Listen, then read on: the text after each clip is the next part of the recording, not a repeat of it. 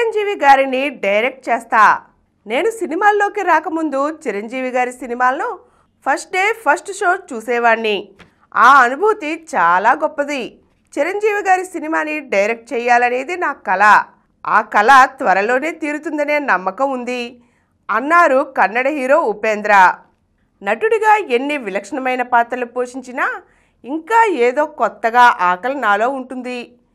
దర్శకుడిగా మంచి కథలు చెప్పాలనే తపన. తెలుగులో దర్శకత్వం చేయాలనే ఆలోచన ఉంది.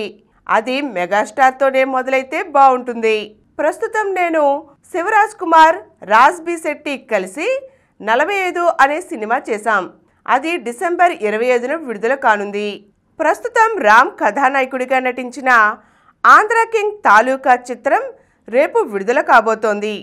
ఈ చిత్రంలో ఉపేంద్ర కీలక పాత్ర పోషించారు. ఆంధ్ర కింగ్ తాలూకా చిత్రంలో భాగమైనందుకు నాకు చాలా ఆనందంగా ఉంది.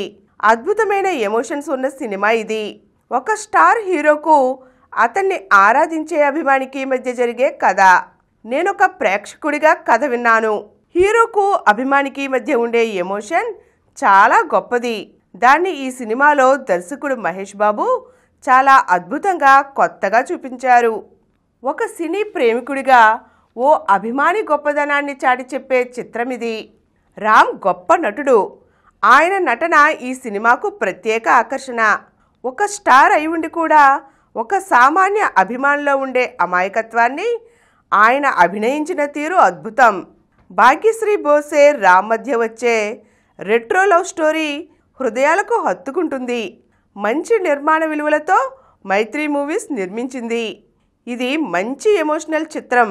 ఇందులో సూపర్ స్టార్ సూర్య పాత్ర నాది.